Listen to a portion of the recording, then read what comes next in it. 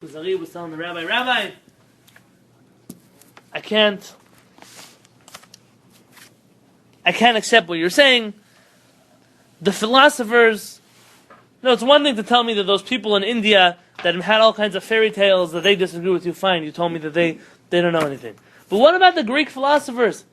The famous Greek philosophers, the pillars of the world of wisdom and culture, they don't agree with you either. So how do you expect me to believe you over the Greek philosophers? So says the rabbi, and we spent about the last month and a half of Kuzari understanding the first half of what the rabbi said. Amar hechaver, says the rabbi, ha-philosophim, the philosophers, ein lahashim otam, you cannot blame them for their mistaken beliefs. Mipnei, because shehem am shelo nachalu chokhmah velo Torah. This is a nation of people who not only did they not receive Torah on Mount Sinai, like who? Like us, the Jewish people, or before the Jewish people, like? No one. Before the Jewish people? Who are the predecessors of the Jewish people? We spoke about a nation that has the same exact history as the Jewish people. They were killed like the Jewish people. They ran away to Israel like the Jewish people. The Ivrim. The Ivrim, who are the children of? Shem. The Hebrews. The children of Shem. Which is why it's very important that we are Shemim, we are Semites. Because we come from this original school of Shem.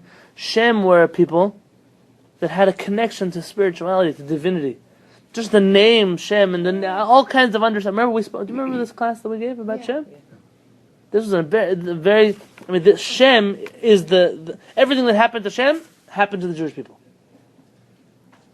And therefore Shem, says the rabbi, they inherited wisdom, Torah. But the Greek philosophers, where do they inherit Torah from? And not only did they not inherit Torah, they also don't have chokhmah. They don't have any wisdom. Why? Because they're Greeks. And if you thought that's racist, let's hear even more. When he says Greeks, he's not talking about today's Greeks. He's talking about the Greeks in the times of his writing this book. 1,000 years ago. Yeah, you're talking just like when the Gemara sometimes speaks about the Persians or the Egyptians. The Egyptians in the Gemara and the Torah are not the same Egyptians as today. Yeah, the nations changed. We're talking about here a specific country. V'yavan mibnei Yefet. He's not from Shem. Yavan comes from Yefet. HaShochonim b'tzafon, which live in the north. V'chokhmah, and the wisdom, she Yerusha me'Adam, which we received as an inheritance from Adam HaRishon. V'chokhmah muchzeket b'koach Elohim, it's a divine wisdom. Einei nakim bezer Hashem. It's only from the children of Shem. She's Zgulat Noach. Shem is the chosen child of Noach. Just like Yitzchak is the chosen son of Avraham, and Yaakov is the chosen son of Yitzchak. There's a lineage, someone who continues their parents' path. And these are the children of Shem. Lo paska chokhmah v'lo tifsok min hasgula hi me'adam, and they never lost their direct chain, nor will they ever lose their direct chain. I was speaking to somebody about this recently. Yeah. When you go somewhere to a rabbi and ask for a psikat halakha, for a ruling in halakha, in essence what you're doing is you're going to somebody and saying, what would Moshe Rabbeinu tell me now if he was here? And the rabbi, when he gives you a halakha, says, I'm doing this kedat Moshe v'Yisrael, like we do a wedding. I'm doing this the way that Moshe Rabbeinu would have done it to the Jewish people. And when you have a rabbi whose tradition is his own, or it belongs to a group that invented themselves, so it's nice, the person carries weight, but they didn't inherit this weight from Moshe Rabbeinu. They only go so far back as themselves, or their teacher, or their school, or wherever they come from. My friend recently got smicha, and he received the smicha from a student of Rabbi Soloveitchik. And at their smicha ceremony, they gave him a certificate which had his name, and his rabbi's name, and Rabbi Soloveitchik's name, and Rabbi Soloveitchik's rabbi's name, all the way back until Moshe Rabbeinu. Wow. I saw it. We have such things. If you track your rabbi's rabbi down about 3 or 4 generations back, you can find out exactly how he's connected to Moshe Rabbeinu. Every single rabbi that has real smicha. I'm not talking about call 1-800 smicha. I don't know how those come, but I'm talking about somebody who's like a real rabbi who carries his weight. And it's unfortunate today that in this country, especially, rabbis have become speakers, teachers, farmers. I don't know what they become. The rabbis are not. They don't see themselves as I am a continuation of Moshe Rabbeinu. That comes with a lot of power, but also with a lot of burden, with a lot of responsibility. The children of Shem have this special connection all the way back to Adam HaRishon, to the first human being who was ever created. He says the Greeks, they never got philosophy. You know where the Greeks got their philosophy from? They stole it from other people. They're plagiarists. The Persians had philosophy. The Romans had philosophy. The Greeks, they were the last guys on the block. They just took it over. And that's how you see every other nation, philosophy continued under them. Whereas in Greece, that was the last generation of philosophers. Because when you take something that's not yours, it doesn't last so long. When you take something from where it belongs and plant it somewhere else, most often that piece goes into shock, and then, like a person who has an organ transplant, even if it's a match, and sometimes these things, they don't work out, and then that piece dies. Well, but it belongs there. So what? But you took it from somewhere else that didn't belong here. The same thing with the Greeks. Saying the Greeks may consider themselves wise, they may consider themselves philosophy, but they don't have any. Not only do they not have a tradition in Torah, they also don't have a tradition in philosophy. Where do they come from? You ever go to a university and say, "Who's your professor's professor?" The professors of the world, they consider themselves the elite of society. The elite of the elite. Who's your professor's professor? Some people know who their professor's professor is. Who's your professor's professor? Good luck. It's interesting they're not even bothered to ask today. Because The title is more important than the depth of the title. Because they live on a model. That whoever came before them is important. Very nice. Right. The crux of this problem is they don't believe that where they come from means much. Well, you know why? Because if they say if they believe in the theory of evolution, so the further back you go, the closer you are to the monkeys. So you want to be much further. Right? Exactly. Us, we believe that the closer you are to the Moshe Rabbeinu. So of course you want to be closer. So, this idea though, so they're the elite of society? They're the ones with the wisdom? Go and find a rabbi. Find somebody who inherited real wisdom from somebody. Okay, the whole world believes in Moshe Rabbeinu, and nobody can argue with that we come from generations. Even the groups that broke away from Judaism understand the fact that what do they call us? Orthodox. Why are we Orthodox? We do the things the same exact way. We're unchanging. We're obnoxious. We're not flexible. Good. So we do things the same way our forefathers did them all the way back. Dictionary define Orthodox as mainstream. Mainstream. Really? Okay, well maybe we're not Orthodox. Interesting. What does it mean? Wow. Let's I don't remember which. Interesting. So interesting. let's Right. We may not be majority, but we're. Yeah, she's right about that. That's cute. let's go to the definition. Let's keep reading. V'lo hayta chokhma biyavan. There was no wisdom in Greece. Ela me'et shegavru v'ne'etka chokhma elehem miparas. Rather, when they conquered the Persians and took their wisdom. Vel paras mikazdim, and the Persians took it from the Kazdim. Those are the Babylonians. V'kamu bahem ha'filosofim ha'mefusamim b'yamim hahem, and that's when the great philosophers came out of. Lo kodem leken v'lo lachar miken. The Greeks did not have philosophers, not before then and not afterwards. Ume'et sheshava ha'malchut la'romiim, and once this kingdom became Roman, lo kam bahem filosof mefusam adata. There was no great philosopher from them at all. I made a mistake before and I said the Romans. Greeks, Persians, Kazdim, the Babylonians. I didn't mean to add the Romans in before. Okay. So he's telling you, listen, you like the philosophers, but so what? So what? Who said that they're right? Who said they're right? Shem, you have to go to the children of Shem. I want to just dwell for a little moment longer on that name Shem.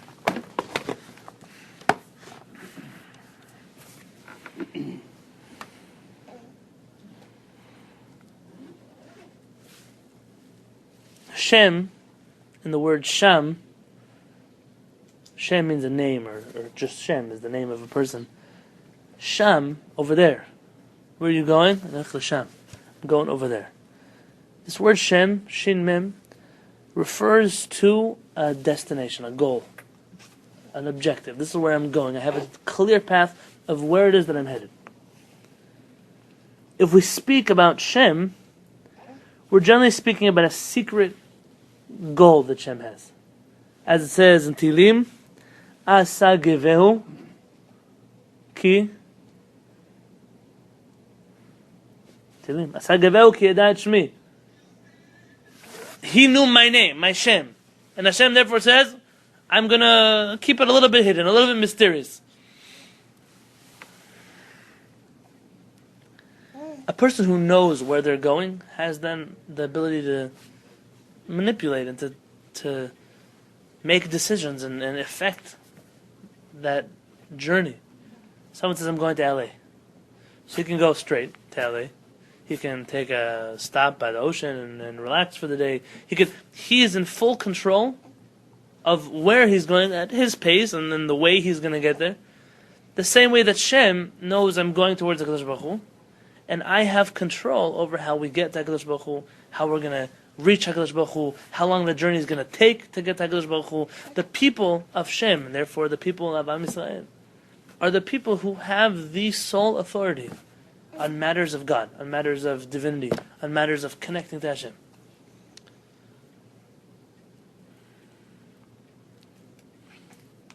You know, when Moshe Rabbeinu was standing by the burning bush, Moshe Rabbeinu, he has a mission. His mission, to get the Jewish people out of Egypt. Moshe Rabbeinu, there's one thing that bothers him over there. What's bothering him? So the Jewish people, I'm going to come and say, I came to save you. And what is the Jewish people going to tell me? They're not going to believe him. Why are they not going to believe him? What does he say? Oh, very nice. Hine anochi ba'al b'nei Yisrael. This is Shemot in the 3rd chapter. Hine anochi ba'al b'nei Yisrael. I will come to the Jewish people. V'amarti lehem, and I will tell them, Elohei avotechem shlachani lechem. The God of your forefathers sent me to come save you. V'amruli, and they will tell me, Mashmo. What's his name? What's his Shem? And what does Moshe Rabbeinu say? Ma omar alehem. I don't know what I'm going to tell them. Hashem, they're going to ask me your name, and I'm not going to know what to tell them. What? You don't know who you're talking to? Just say, Hashem sent me. What's the problem here? Something about this word Shem. There's something that Moshe Rabbeinu feels. It's like a secret password. So you go to that cave, the open sesame, the other doors open up. Moshe Rabbeinu says, there's a name that I need to know. And Moshe knows that if he comes to the Jewish people and says, I'm going to speak in the name of your forefathers, and they're going to say, yeah, so what's his name? And I say, I'm not going to have the right password. Who's going to believe me? It's like, sometimes I feel bad for the Christian missionaries when they come to talk to us. Because they don't even speak our lingo. Like, if they spoke our lingo, they're a little bit more convincing. They know our words. They know how to say Hashem. They know how to say Eretz Yisrael. But they come to us and tell us about the land of Israel and the fires of hell, and they speak to us about, we don't even know what those words mean. They speak to us about sins and iniquities, and unless you're like an avid reader of the Art Scroll Chumash, you don't know what these words even mean. It's like, I'm going to come to you and say, I'm going to save you. Because, what are you going to save me from? Well, I'm going to take you out of this kingdom and put you in the kingdom of grace. Jews don't even know what the kingdom of grace means. We've never heard of such a thing before. Could never understand the concept. Yeah, the concept. So, could never understand. So we don't know what these words mean. So you're coming to save me. It's obvious I'm not going to listen to you. Because you don't speak my language. You don't speak my language. It's like, so I'm going to ask the missionary, so listen down. Let's open up a Tanakh. You know how to read Hebrew? Doesn't know how to read Hebrew. You don't know how to read Hebrew, so how are you telling me how to read my book? How do you even have the gall to do such a thing? And that's what saves us. And our biggest problem is suddenly when the missionaries show up to us, not as Christians, but as Jews. Suddenly they speak Hebrew, they know words in Yiddish, they know, what time, davening is, and you're like, whoa, maybe he's really one of us, maybe, I don't know. That's when it gets confusing. Moshe Rabbeinu says, I'm going to go to the Jewish people, and I'm going to tell them, I came to save you. And they're going to say, who sent you? And I'm going to tell them, I don't know, God. So who's God? If you would go to your grandparents and say, do you believe in God? What is a different religion? I don't know who God is. I never heard the word God in my life. Who's God? Yud-Kei, Vav-Kei, I heard of him before. Elohim, I've heard of him before. Tzevakot, I've heard of him before. Well, God, I've never heard of God before. Never heard of that name. So why do we use it now? I have a big complaint on people who use English words as translations for Hebrew words. An Avera is not a sin. Hashem is not God. We use them because that's what people understand. The Dibra Torah, B'Shon Bnei Adam. The Torah speaks in the way that people understand. But sometimes the words people use are incorrect. And we don't believe in hell. We believe in Gehenom. Gehenom is not a nice place to be, but it's not hell. We don't believe in heaven either. Heaven, I don't know who goes to heaven. We believe in Gan Eden. We believe in HaShamayim. We believe in Bedin Shalmana. These are not words that we use. Oh, heaven. What's heaven? And suddenly we translate angels. What's an angel? Angels are not guys with wings, with little halos, they fly. That's not an angel. Maybe it's an angel, but it's not a malach. Suddenly we've let our terms be totally corrupted. So Moshe Rabbeinu, I cannot go to the Jewish people if I don't speak their language. So what does HaKadosh Baruch Hu tell him?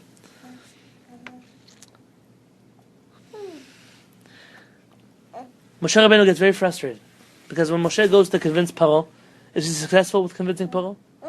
He says, let my people go. Is he successful in letting the Jewish people go? No, he's not, and he complains. And what does he tell HaKadosh Baruch Hu? He doesn't tell him I wasn't successful. He says, Ume'az bati el Paro, I came to Paro ledaber bishmecha, to speak in your name. Hera la'am hazeh v'atzel lo hitzalta et amecha. Moshe says, not only did I not save the Jewish people by using your name, I actually made it worse for the Jewish people. Every time Moshe Rabbeinu went, Paro made it worse. Moshe Rabbeinu has a complaint. He says, I used your Shem, and it didn't work out for me. The secret password didn't work out. This bothers Moshe Rabbeinu. The word Shem means a lot more than you think it does. It's not just a people, but it's some kind of secret password. It's why we use the word Hashem, the name. Why don't you just say Haboreh, the creator? Why Hashem? I'll tell you. My rabbi holds you shouldn't say Hashem. You should say Haboreh. You should say HaKadosh Baruch Hu. You should say whatever name. Maybe we're already here. You can say name, words that mean something. Hashem just means the name. Haboreh means the creator. But according to the Kuzari, there is depth to the word Shem. There is depth to the word name. Maybe while we're at it, I want to ask you something, please. We've been corrupted. We've been corrupted by there's a group of people, we call them the Yirei HaHora'ah, those who are afraid to give halachic rulings. Instead of telling you, yes, you're allowed to do something, they say, maybe it's better not to do it. Maybe it's good to do. They give you all kinds of maybes. Maybe it's not an answer. Is it okay? Is it not okay? These Yirei HaHora'ah, these people who are afraid to make decisions, are not good for the Jewish people, and they make a lot of problems for us. And they're always telling us not to do things forever and ever and ever. You can never do anything because they don't know if you should do it or shouldn't do it, and so they always tell you not to do it. Comes out at the end of the day, a person who wants to keep Shabbat, pretty much they have to take the hands, put them in handcuffs, and say, "Okay, I'm not doing anything today." That's what we have left. And then how are they going to do kiddush? I don't know. That's a problem. All right, it's a problem, Elchanan? He thinks it's a problem too. Yirei HaHora'ah. These Yirei HaHora'ah have also pushed the limit on things to the point where sometimes the things that they think are so good, they're actually doing things that are bad. I'll give you an example. People will tell you that they'll use the word kel. Kel. Instead of saying Hashem's name, El, they'll say kel. Or instead of saying Hashem's name, Elohim, they'll say Elokim. And they'll even say things like Ze Keli Ve'anvehu. this is my God and I will glorify Him. They want to do a mitzvah. Zeh keli v'anvehu. So according to Harav Masas, they're serving Avodah Zarah. Because we don't believe in a keli. And HaKadosh Baruch Hu, you can't call Him keli because the word keli doesn't have a good connotation in Hebrew. At best it means a vessel, and at worst it comes from the word klayon, or destruction. You want to say HaKadosh Baruch Hu? Say Zeh Eli Vanvehu. This is my God, I'll glorify Him. Oh, but it says you shouldn't say God's name in vain. Did you just say God's name in vain? Not even minute. No, you meant it, what you said. Of course you shouldn't say Hashem's name in vain just for the fun of it. But what you said was serious. People, they're afraid to say in Hebrew, Todah la'el. Say Todah la'kel. Says Rav Masa, who's kel? You can't say kel. Who gave you the right to say kel? Say Todah la'el, give thanks to HaKadosh Baruch Hu. Don't be afraid. So I know there are many rabbis that say you should be careful and be careful. I even go to people's houses and they sing Shabbat songs. To the point where if you ask somebody, what's the name of the Shabbat song? They'll tell you it's Kari Bon Olam. That's what the song's called, Kari Bon Olam. That's not the name of the song though. Ya Ribon Olam. Ka is not the master of the world. Ya is the master of the world. We have to be careful when we use Hashem's name to say it seriously, but not to never say Hashem's name. So what did you solve with that? So it comes to the point where I hear people that give classes, they never say Hashem's name when they quote a pasuk. They say thank you to Hashem, but they never say thank you to Hashem. They're always saying thank you to somebody else. They want to do something for Hashem, they never use Hashem. So when are you going to use it? You sing a song. The song was written to use Hashem's name in it. So why would you take it out? Why would you take it out? One time they took out Hashem's name from a Jewish book. Which Jewish book doesn't have Hashem's name inside of it? Kehillat Esther. And we know that very often when it says HaMelech, the king, and it doesn't say Achashverosh afterwards, meaning it doesn't mention which king, we know that according to Jewish tradition, that word HaMelech used to be Hashem's name. The Ibn Ezra writes that Jews wrote the Megillah with Hashem's name in it. But because we wrote it, sure, Megillah always had Hashem's name in it. But what happened? At the last chapter of Megillat Esther, it says, who wrote down the Megillah? Mordechai and Esther, and then who copied it over? It was written down in the books of Paras and Madai. It was written down in the history books of these countries. And the Jewish people were very afraid of one thing. Nobody should take our book and say, oh, we don't believe in Yud Kei Vav Kei, so we're going to put in our God over there. And they were afraid that when the non-Jews were going to copy down the history books, instead of saying our God, because they don't have any interest in writing our God, they would write their own God's name. And because Esther and Mordechai knew they weren't writing a book just for the Jews, but also for the world, they decided to write HaMelech, the king of the world, the HaKadosh Baruch Hu, in order so that when they copied down the book everywhere else, they would keep the word the king. And the Jews, we know that when it says HaMelech, it means Hashem's name. But we're not supposed to do that all the time. We're not supposed to do that when we're with other Jews. We're not supposed to do that when we're speaking to ourselves.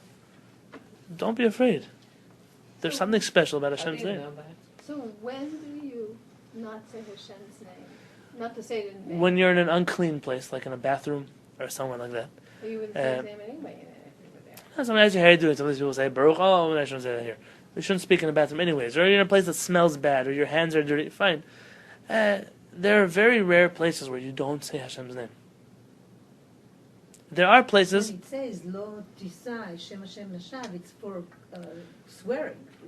Do not use Hashem's name falsely. I Don't. noticed when I was young. Right, it's not so again. Our rabbis say that you shouldn't use it anywhere where it's incorrect. But in a lot of communities today, they approach you with Elohim. They approach you with if it's songs. that's what I'm saying. If it's songs, if it's songs, it was approached to me that why they're saying God's name like that and God. Why not say Elohim instead of Elohim? And I thought that's kosher. We should make sure not to do it. I know people argue with us. I know. Wow. And then again, this is the rule. We spoke about this on Monday in our class and on Tuesday in our class. This is good because every time someone's going to say, "Oh, how come everybody else?" There's no proof in Judaism as what does everybody else do. There's no such concept. It doesn't exist by us. So if you say to somebody, let's do the Shema, so it starts like this, but you're not saying it for real. You say Shema Yisrael. So would you use Hashem's name, or you say? Why were you saying that? Well, suppose you're telling somebody about it. So I think you say then it starts like this, but you don't really say. You're just talking about it. So you wouldn't use Hashem's name. Are no? you saying it seriously? We were trying to explain to somebody this is how it's, or let's say this. And let's start like this. Do you know how many But times not- we have a bar mitzvah boy come Yeah. and he says, "Bachut Hashem Hamvorach." Why do you say Hashem? Because his person who taught him was Yeah. afraid to say Hashem's name. So he taught the bar mitzvah kid, "I'm going to teach you Hashem, and when you get to the Torah, you should translate Hashem into Yud Kef." The poor kid, he's shaking out of his pants by the time he gets up to the Torah. Everyone's ready to Doesn't know kill what to him say. with Exactly. lollipops, and he doesn't know what to say. He's why did we even teach him in the first place to make a bracha wrong? Right. Teach him correctly. Oh, you shouldn't say Hashem's name in vain. That's not Hashem's name in vain. How else is he going to learn how to say Hashem's name? So supposing a kid is practicing the bracha over wine or something, but he's not doing it now. He's just practicing it so that he'll do it in the future correctly. So then you don't say Hashem's name, you do say Hashem's name. He would say Hashem's name, and you wouldn't answer Amen because it's not a real bracha. So You he would- can say it with Hashem's real name without, and he's just practicing. That's how else is he Well, going to how's he learn? going to learn? When I say, Because when my kids both learn for the bar mitzvahs, they also learn Elohim, Hashem. I'll say, I see mothers do one thing that's wrong. I've seen mothers do this. When their children are, let's say, this age, maybe I'm exaggerating, 2 months older, and they want to give them a bottle. They'll go, Baruch Atah, and they'll say Hashem's name. Look, and then they make the bracha, Shakon Yablev, here's your bottle. Why did you just say bracha? First of all, he has no idea what you're saying.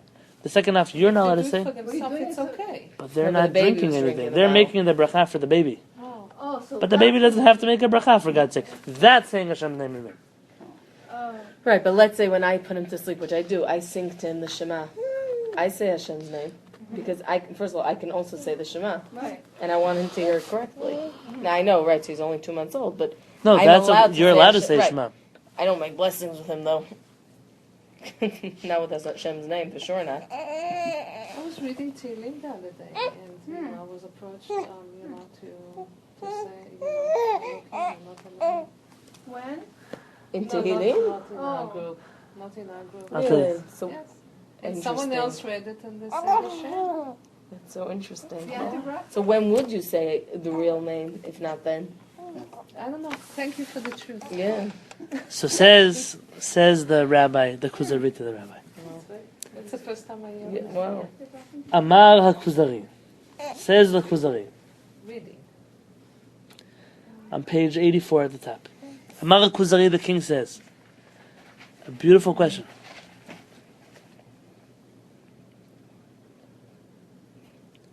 וכי זה מחייב שלא נאמין לאריסטו בחוכמתו? Is that reason enough not to believe Aristotle just because he didn't receive it in transmission? He came to a truth on his own. Are you going to reject what he's believing?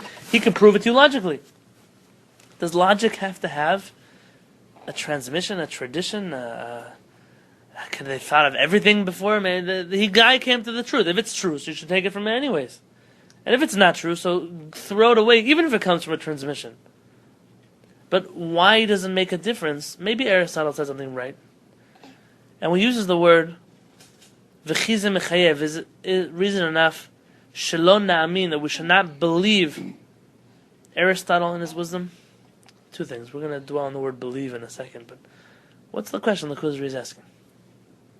Does wisdom need a history of transmission, or can it be original from one person? What are your thoughts? I think even more, he's saying, does every truth have to originate from God, or from the Torah specifically, or can truth be subjective?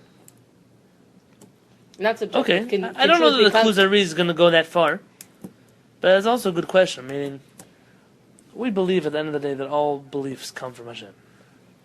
Rav Kook has a piece in his works, Ot HaKodesh, about such a thing, that all things at the end of the day do have a divine source, whether they're right or wrong. And that's why it says, Talmidei Chachamim, Torah scholars, what do? Marbim Shalom Ba'olam, they increase peace in the world. Why do Torah scholars increase peace in the world? Because Torah scholars are able to say, even if I don't agree with you, I see the divine point in what it is you're trying to bring out. And therefore they won't fight people. They'll say, okay, I disagree with you vehemently, but there's a truth that you're bringing to the world that's important for me. That's what a Torah scholar will do. Whereas a person who thinks that he's the only one who's right, so he doesn't believe anybody else has divinity in his wisdom, then therefore they create fighting in the world. But putting that Kabbalistic notion aside, on a practical level, do I have to have transmission to be right? Do we have? So I can't believe in Aristotle if he didn't have someone that he got his wisdom from. What do you think? The answer could be yeah. The Kuzari is right. I would weigh thoughts, but there's no origin. There's no source. I mean, to everything there's a source, and there's no source in philosophy. But then that would also discredit Avraham Avinu, who was the first one who, in his capacity discovered God, and it wasn't with a transmission. So would you say that for starting from there, it all has to be transmitted? Well, but he who wrote a commentary on the Torah put his perspective, and it necessarily didn't come from tradition, so you have to allow for original. The Kuzari is saying, look at Aristotle's writings and then argue with him. Don't tell me that just because he's Greek, just because he's a philosopher, we don't need to care about what he has to say. He's being very practical here.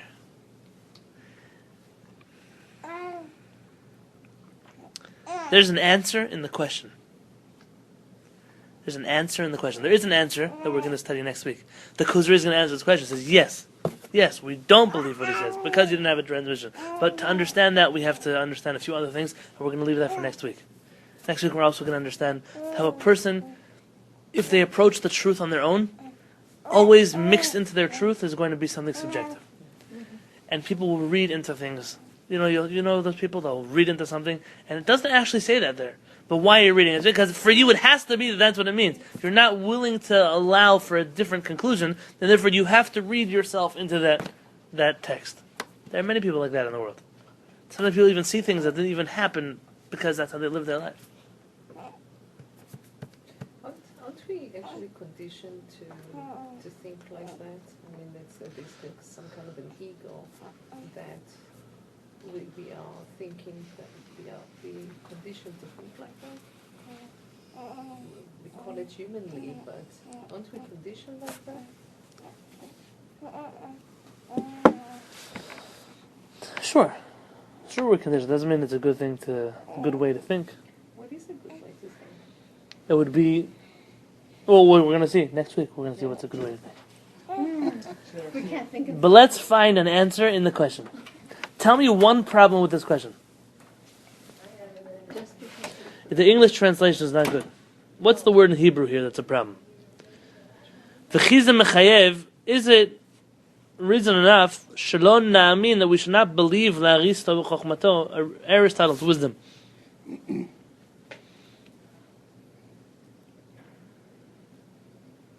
What's the problem here?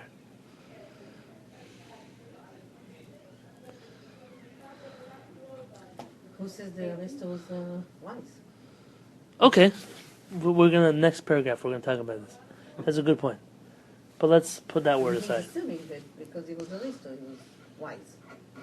Okay, you're close. Not in the wise part, but in something else. Elite transmission? He mentions the word na'amin. Why? That's reason enough not to believe Aristotle? Belief here is a hard word. Right. Says the rabbi, he doesn't even say this, we're just reading it from the text. You're coming off to me now as some kind of intelligent person. Who cares if Aristotle has divine transmission or wisdom or anything, any belief system? Rather, you should accept Aristotle's teachings if they're logical. If they're logical, you should accept them. If not, you shouldn't accept them. But then he goes on to say, well, that's seemingly his question, right? He's telling the rabbi, why don't you just weigh each thing that Aristotle says and logically decide if they're right? But that's not really what this guy's saying. He uses the word belief. Is that reason enough not to believe in Aristotle? What do you mean believe in Aristotle? You just told me I should weigh things logically. Am I weighing things logically? Or am I believing in him? And the rabbi says, from here I see one thing. You didn't study Aristotle. You just believe in him. You didn't go and rip apart Aristotle's teachings. You didn't try to discover where their sources from. You didn't go through all of his logic and his understanding. You just say, I should believe in him. Why would you believe in him? Your whole basis is logic, not belief. Because he was popular. Oh, very nice. He's popular, and that's why everyone's believing in him. Very similar to what somebody could say about science. Now, I'm not an anti-scientist. There are rabbis who are. I'm not. Baruch Hashem. I don't see much of a problem. But those who do, the question is, do you believe in science? Do you believe that just because someone wears a white lab coat, you have to believe everything they say? No. No. I'm sorry, what was it? There's people today, they're not philosophy, they believe in science. I'm not against science, like I said before. I'm not one of those rabbis. I leave those for, I don't know, ISIS. We're Baruch Hashem.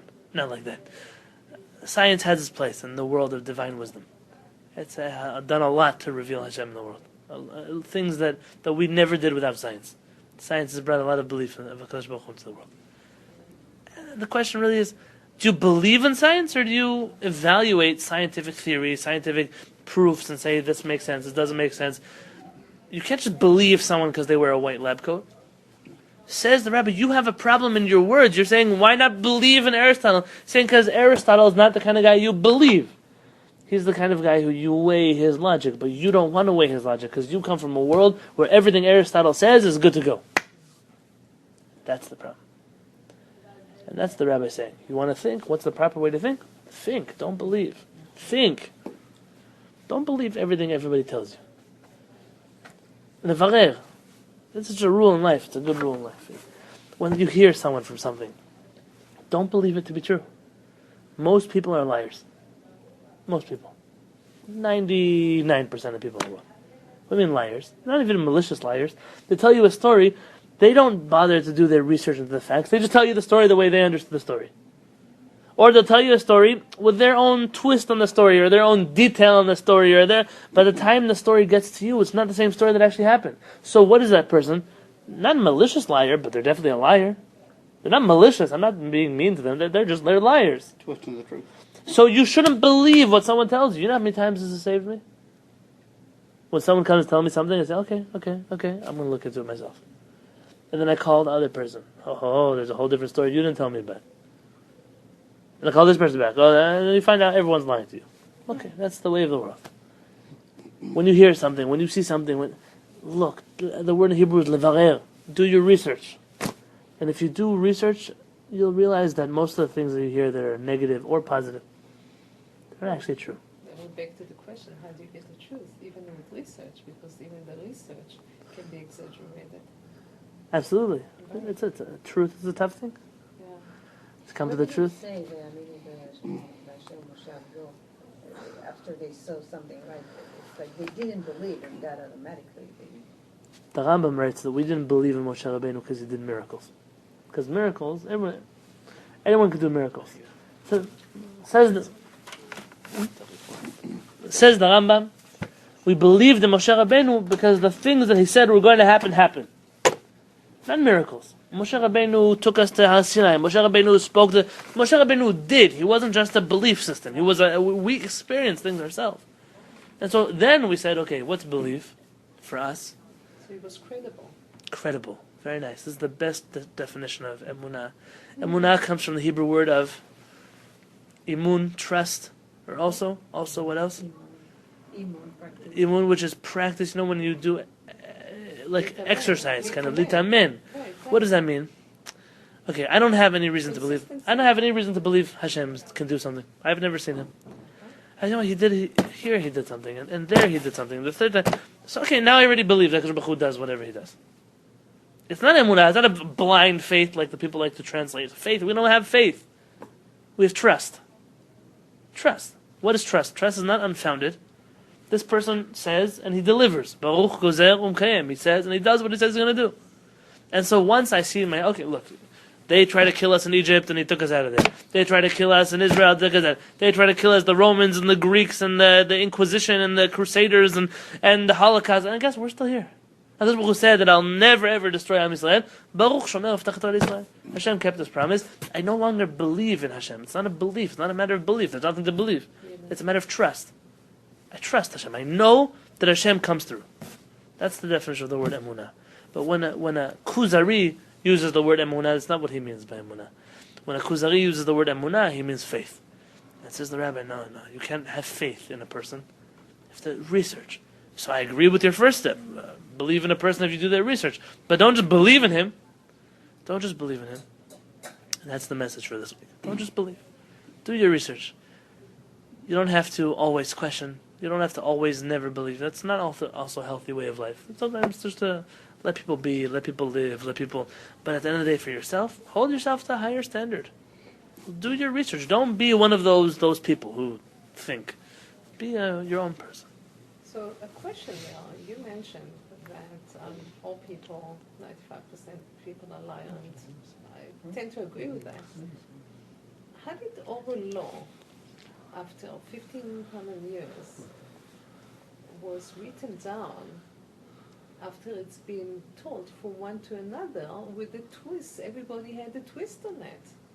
How was it written down where we value that so much today?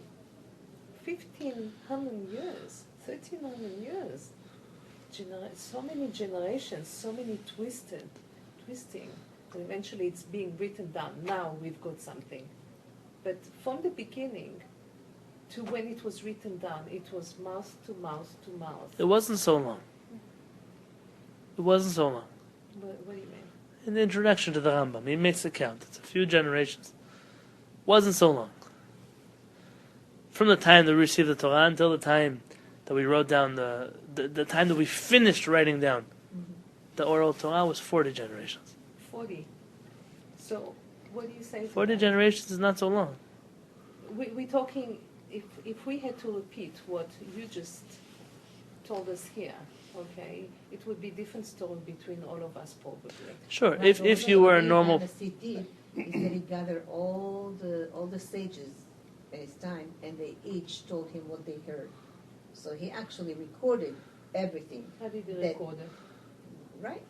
He took That's when notes, they yeah. wrote it down. Mm-hmm. Rabbi Yonatan Halevy. Mm-hmm. Yeah, he mu'arach.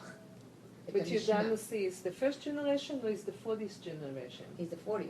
It's the 40th generation. So my So- question goes He took- back to... Somewhere in the But middle. he He's took not the the 40th sages. either. He's not the 40th. He's like Can I just say something? 30. When you said before everybody's a liar, so I think what we really want to say is not everybody is careful about the transmission of the information. Oh, you just but- answered Ariela's question. Right, because I think when it came to the oral Torah, people were extremely careful about the transmission of the information.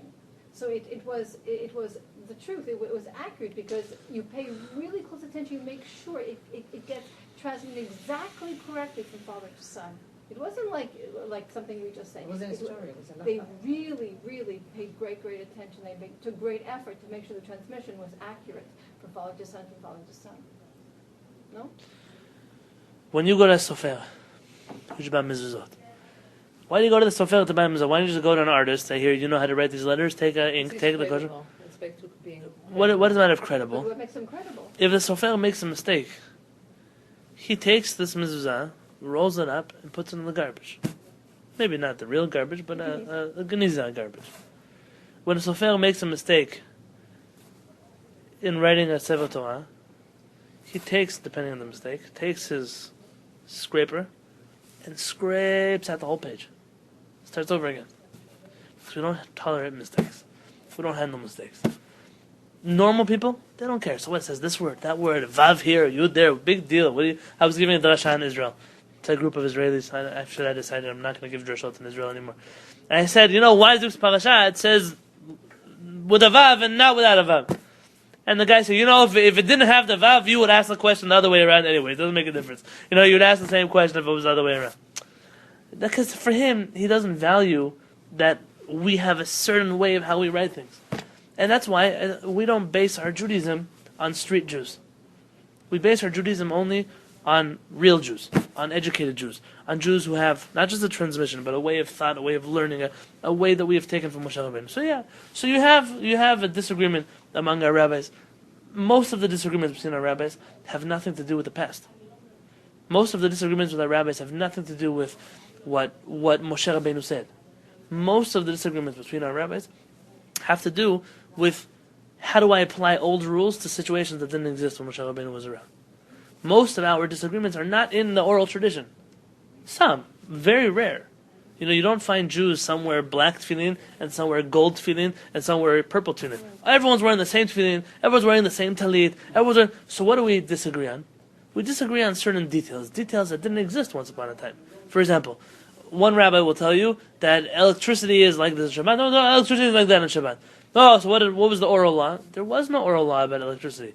Rather, the dispute is, how do I take Moshe Rabbeinu's rules regarding fire and apply them over to electricity? One rabbi says they apply 100%. One rabbi says, I don't know about 100%. They apply 50%. And so then you'll have a disagreement. Most of the time in the Gemara, that's where we disagree. We disagree in the oral law, not about oral tradition, but rather in current issues that we had brought up.